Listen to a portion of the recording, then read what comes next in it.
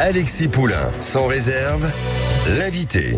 Et notre invité aujourd'hui est Christophe Prudhomme, médecin urgentiste au SAMU 93. Vous êtes également porte-parole de l'Association des médecins urgentistes de France et conseiller régional, entre autres. Je voulais vous avoir au micro de Sud Radio pour parler de l'état des urgences. Bonjour, monsieur Prudhomme. Bonjour. Les urgences, on a l'impression que ça fait des années qu'on parle de la situation calamiteuse. Voilà les dernières nouvelles. Manosque, les urgences fermées toutes les nuits, du 6 au 12 février. Fais ton pansement toi-même. Cette patiente raconte sa mésaventure aux urgences de l'hôpital d'Arlon. Les urgences de Saint-Tropez toujours fermées la nuit en février. Quel jour les urgences du Bailleul sont-elles ouvertes le soir en février? Les urgences ferment les unes après les autres. Il n'y a plus de moyens, il y a plus de personnel. On a eu ces derniers jours des témoignages glaçants de proches de victimes qui sont morts aux urgences en demandant à l'aide. Le jeune Thomas, mais aussi ses sœurs jumelles qui n'a pas pu sauver sa jumelle. Là encore, qu'est-ce qui se passe aux urgences ? Écoutez, les urgences sont le miroir grossissant de l'effondrement du système de santé. C'est la première porte d'entrée. Voilà, on est face à un gouvernement qui est en train de tuer notre système de santé, particulièrement l'hôpital. Voilà, vous savez, le cadeau de fin d'année du gouvernement, c'est de valider par décret le fonctionnement dégradé des urgences qui avait été instauré soi-disant de manière provisoire par mon ex-collègue François Braun. C'est-à-dire qu'on a validé le fait qu'un service d'urgence pouvait fermer la nuit, qu'il fallait passer par le 15, et alors pire, on peut remplacer les médecins dans les véhicules du SAMU par une infirmière. C'est-à-dire que, voilà, vous savez, un de mes collègues, quand même, moi je suis syndicaliste, alors on peut m'accuser d'être excessif, mais mon collègue, le professeur Soula, qui est le chef de service des urgences de Rennes, a déclaré récemment dans la presse que on en était à essayer d'éviter les morts évitables. Voilà. C'est-à-dire que voilà où on en est. Donc la politique qui est menée par le gouvernement est meurtrière. Et alors vous voyez, quand on entend monsieur Attal, qui a passé une partie de son discours, qui a traité de la santé. Ce qu'on attendait, vous savez, la veille, la Fédération hospitalière de France, c'est-à-dire la représentation institutionnelle des hôpitaux, dit que pour terminer l'année, enfin pour passer l'année 2024, il nous manque 2 à 3 milliards. Voilà, parce qu'il y a une non prise en compte de l'inflation. Et il y a quelques mesures salariales, en particulier pour le personnel de nuit, qui vont générer donc des frais supplémentaires. Donc là, les directeurs d'hôpitaux nous disent, si on n'a pas cet argent, il faudra bien qu'on augmente les salaires, donc on va diminuer les effectifs. Voilà. C'est incroyable parce que dans le discours de Gabriel Attal, il y avait aussi cette idée d'aller chercher à l'étranger, d'avoir un émissaire pour aller débaucher des médecins étrangers. Alors Banco, vous savez, moi je connais très bien cette situation. D'une part, il a fallu qu'on se batte pour que nos collègues à diplôme hors Union européenne restent en France. Un certain nombre ont eu des OQTF en fin d'année. Rendez compte, alors qu'on manque de médecins. Donc entre la réalité sur le terrain et les déclarations de monsieur Attal, vous savez, sa première sortie sur la santé, il a menti. 32 milliards qui n'existent pas. Voilà. Donc, il arrive un moment donné, on en a assez de ces mensonges. Et alors, Banco, monsieur Attal, vous savez, moi, je connais bien Cuba. Le seul endroit où on peut aujourd'hui recruter des médecins en nombre pour venir travailler en France, c'est Cuba. D'ailleurs, on a déjà des médecins cubains en France, en Guyane. Vous voyez ? Donc, pourtant, on se rappelle les moqueries d'Emmanuel Macron par rapport à Cuba, cette économie soviétique, etc. Et comment voir aussi, enfin moi je trouve ça assez choquant de dire que la France va aller débaucher, chercher des médecins dans des pays, donc du coup on va déplacer le problème dans des pays qui vont avoir une fuite des cerveaux, une fuite des médecins formés, bien sûr. C'est du néocolonialisme prédateur. C'est-à-dire qu'on va faire venir des gens qui ont vu leurs études payées par leur pays d'origine, et alors on nous explique, on les fait venir 4 à 5 ans puis ils vont rentrer chez eux, mais c'est se foutre de la gueule du monde, c'est pas vrai ça. Voilà. Donc vous savez, on a déjà détruit le système de santé algérien, tunisien, syrien, roumain. Voilà. Donc il arrive un moment donné, ça suffit. Il y a besoin, il manque pas de jeunes en France pour faire des études de médecine, sauf qu'on a un problème d'attractivité aujourd'hui. Vous savez que vous avez, pour la première fois, on a des étudiants en médecine en 4e, 5e année, quand ils commencent à faire leur stage hospitalier, qui, voyant la réalité de leur futur exercice, renoncent alors qu'ils ont passé un concours difficile. Voilà, on n'arrive pas à remplir les écoles d'infirmières. Vous savez, il y a un problème aujourd'hui. Qu'est-ce qui est valorisé dans notre société ? Ce ne sont pas les métiers utiles. Et voilà, les métiers de la santé, du médico-social, les collègues aides-soignantes dans les EHPAD, etc. Donc, à un moment donné, vous savez, on propose des choses tout à fait simples. On demande à ce que on rétablisse ce qu'on appelle les contrats d'études dans les écoles professionnelles, c'est-à-dire que dès l'entrée à l'école, on signe un contrat, on est payé, on est pré-embauché. On est déjà préaffecté sur un territoire et on doit exercer dans ce territoire, qu'on soit infirmière, médecin, pendant un certain nombre d'années avant de pouvoir aller voir ailleurs. Ça s'appelle une politique prévisionnelle des emplois. Dans les améliorations, c'est prendre en compte la pénibilité, parce que vous savez, une raison pour laquelle les gens quittent le métier, c'est la pénibilité. Travailler, assurer le service public 24 heures sur 24, les horaires décalés, le travail de nuit, les week-ends, les jours fériés. Le risque de la faute médicale dans des conditions pareilles. Et donc, c'est pas, comme le propose Monsieur Macron, de faire la semaine de travail sur 4 jours sans diminuer le temps de travail. Une autre activité, c'est les 32 heures sur 4 jours qu'on demande pour le personnel hospitalier. Alors si on les explique qu'on peut pas payer, écoutez, moi je sais où aller chercher l'argent. Vous savez, aujourd'hui, il n'y a pas de déficit de la sécurité sociale, il y a une absence de ressources. Vous savez, on essaye là, la taxe lapin, ou on va essayer d'augmenter les franchises là. Bon, d'un côté, on va taxer les assurés sociaux qui ont du mal à trouver un médecin traitant, mais dans le même temps, il y a 75 milliards d'exonération fiscale auprès des entreprises.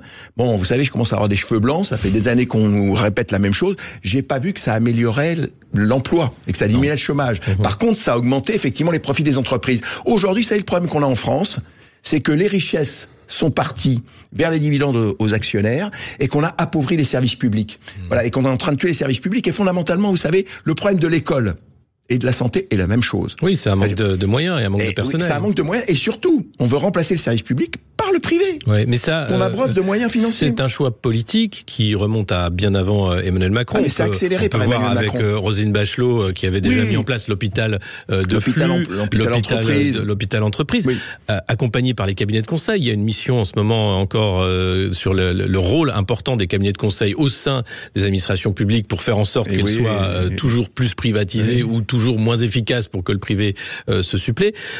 Comment se fait-il que d'un côté vous avez donc une classe politique qui pousse à la destruction des services publics et de l'autre vous avez des gens dans la rue, je me rappelle c'était à Lannion je crois, la population était dans la rue pour défendre son service des urgences aux côtés des médecins. Je suis allé récemment à Lannion pour les soutenir et pour expliquer qu'on pouvait faire. C'est-à-dire que vous savez, il y a une coupure entre ce monde politique et la réalité de terrain. Vous savez, là la réponse qui est donnée aux agriculteurs, c'est pas la bonne. Qu'est-ce que réclament les agriculteurs? C'est pouvoir vivre de leur travail. C'est-à-dire qu'on leur paye au juste prix ce qu'ils produisent et pas vivre de subventions.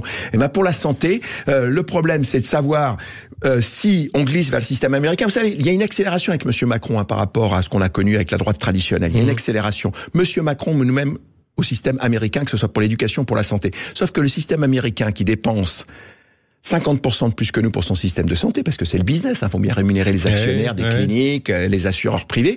Sauf que le résultat est catastrophique. N'en déplaise à Monsieur Trump, c'est pas America First. L'espérance de vie aux États-Unis est passée en 2021 en dessous de l'espérance de vie de la Chine. Mais on peut parler de la France avec la mortalité infantile qui a explosé. Non, mais surtout les enfants avec la fermeture des maternités. Comment on peut accepter cette situation? Qu'est-ce qui reste à faire en fait? Parce que les urgences, ça fait depuis 2019 et avant que le dossier est sur la table, rien ne se passe. Une révolte populaire. Moi, je regrette de ne pas avoir de tracteur. Voilà. Enfin, vous voyez, il y a arrivé un moment donné, c'est pas possible. Nous étions dans la rue en 2019. Quand Monsieur Macron nous explique qu'on est obligé de fermer des services parce qu'il n'y a pas assez d'infirmières. Si nous avait écouté en 2019 avec ces fameux contrats d'études, il faut 1 an pour former une aide-soignante, 3 ans pour former une infirmière. Il faut pas 10 ans pour former un médecin. Un médecin, c'est 6 ans, puis après il y a l'internat, il commence à travailler à l'hôpital. Monsieur Macron est au pouvoir depuis combien de temps? 7 ans. Donc plus que le temps. Puisqu'il était aussi à l'Élysée à l'époque de François Hollande. Oui, bon, donc il était déjà dans le précédent gouvernement, donc il arrive à un moment donné, ça suffit. Moi, je pense que, vous savez, on est au bout du rouleau les professionnels de santé. Nous, ce qu'on demande, c'est une révolte de la population pour dire au gouvernement, ça suffit, il faut des moyens pour les services publics essentiels que sont la santé, l'éducation en particulier. Ça suffit de nous expliquer qu'il n'y a pas d'argent. De l'argent, il y en a. Vous savez, moi, je trouve que quand je reçois des publicités, parce que je suis médecin et que j'aime bien ma vie, des publicités pour acheter des chambres d'EHPAD, et bénéficier d'une exonération d'impôts, je trouve ça scandaleux. Voilà. Donc il y a des choses à changer, des choses qui sont légales, mais qui sont scandaleuses, immorales. Eh bien, revenons à la moralité. La moralité, c'est qu'on ait effectivement un service public de santé qui évite qu'il y ait des gens qui meurent sur des brancards, qu'on ait une surmortalité chez les enfants. Vous savez, si on se compare aux pays d'Europe du Nord, on a une surmortalité chez les bébés de 1000 bébés par an qui meurent parce qu'on manque de moyens, on n'a pas assez de réanimation néonatale, qu'on les transfère sur des centaines de kilomètres, même si on essaye de faire le mieux possible avec les SAMU. C'est une perte de chance. Statistiquement, on sait qu'il y aura une surmortalité. C'est une politique criminelle surtout, c'est ce que vous disiez. C'est une politique criminelle. Moi, je le dis clairement. Monsieur Attal avec son discours, qui répond pas aux besoins, il est responsable moralement de ces décès sur des brancards, de ces bébés qui meurent par manque de lits dans les réanimations néonatales. Je suis assez virulent sur cette question, parce qu'il arrive un moment donné, ça suffit. Ça suffit. Moi, les conférences de presse sur les bottes de paille et les visites dans les hôpitaux. Vous savez, dans mon hôpital, la dernière visite d'un ministre de la Santé, c'était il n'y a pas très longtemps, on m'a interdit de pénétrer. J'avais des policiers qui ne me permettaient pas d'accéder au lieu de la visite. Et pourquoi ? Parce qu'on choisit les gens qui doivent être autour du ministre pour que, sur vos concurrents audiovisuels, BFM et autres, il y ait des belles images. Ça suffit, c'est pas possible. À propos de belles images et de morale, comment vous voyez cette mise en scène du gala des pièces jaunes avec Brigitte Macron, qui est là pour réclamer un peu des piécettes aux Français, pour colmater l'hôpital, et de l'autre côté, une politique menée par son mari qui massacre l'hôpital. Comment on peut prendre ça au sérieux ? Comment on peut accepter ça ? Non, mais vous savez, c'est tout à fait voulu. L'hôpital devra être financé par la charité publique. Vous savez qu'aujourd'hui, un certain nombre de mes collègues professeurs de médecine, pour faire leurs recherches, ils lancent des collectes sur Internet parce qu'il y a on a plus vu d'argent. Pour l'achat du matériel d'IRM, du nouveau matériel de radiologie dans le plus grand hôpital parisien, l'hôpital Georges Pompidou. Vous voyez, il arrive un moment donné, ce n'est plus possible d'accepter ça.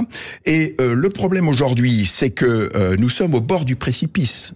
On n'est pas au fond déjà là, on n'a pas. Quand on voit heureusement, les morts, on essaye de faire que ça tienne encore, mais c'est très compliqué. Et surtout, on fait fuir le personnel de l'hôpital. Vous savez, il y a 200 000 infirmières diplômées en âge de travailler qui ont abandonné le métier. Alors c'est un métier qu'elles avaient choisi. Vous savez, pour pouvoir effectivement avoir dans les écoles de santé des gens qui ont la motivation, il faut qu'on supprime Parcoursup, parce que quand vous arrivez, c'est votre 4e ou 5e choix.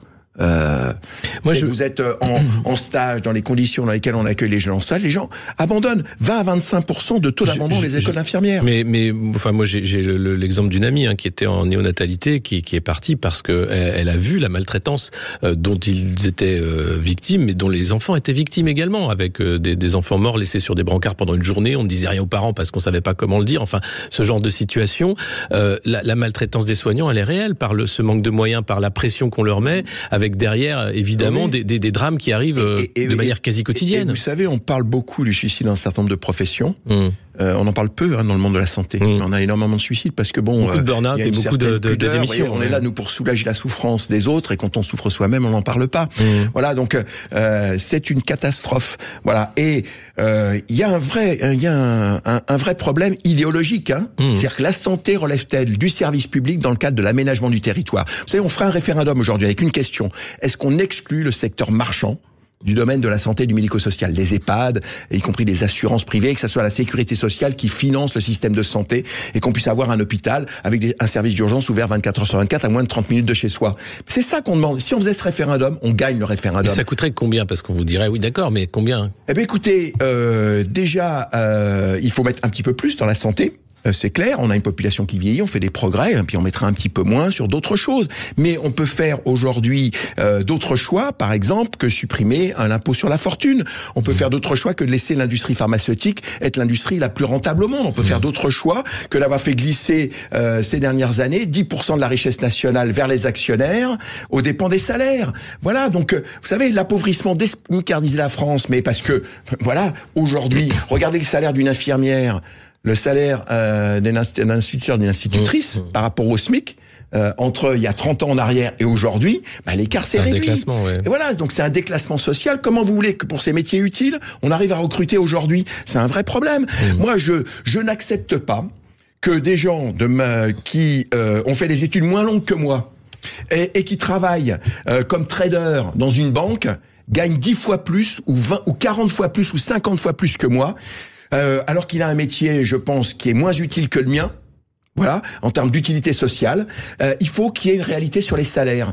Ça doit être les salaires des métiers utiles, pénibles, qu'on doit valoriser aujourd'hui. Je demande pas à ce que le trader gagne le SMIC, mais enfin, vous voyez, entre mais là encore, c'est le secteur privé, c'est normal. Ferrari et avoir un salaire qui corresponde à son niveau de qualification, il y a une petite différence. C'est parce que c'est le secteur privé, donc là, il y a une liberté sur la grille salariale, on va dire. Mais pour ce qui est du secteur public, on voit bien qu'il y a un problème de revalorisation. Mes collègues qui travaillent dans les cliniques privées, infirmières ou aides-soignantes, elles sont mal payées. hein. Ouais. Elles sont mal payées, parfois même moins bien payées qu'à l'hôpital, pour que les actionnaires gagnent le maximum. Regardez Orpea, le scandale d'Orpea.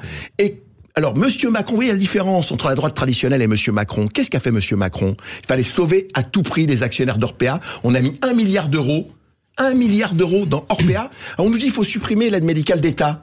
Mais dans le même temps, l'aide médicale d'État, c'est 1 milliard d'euros.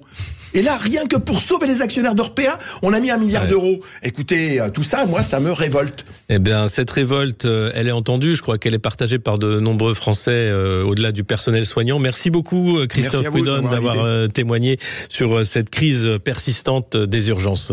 On se retrouve dans un instant pour la suite de Poulain sans réserve avec notre deuxième invité pour parler de souveraineté numérique et toujours le standard 0826 300 300. À tout de suite.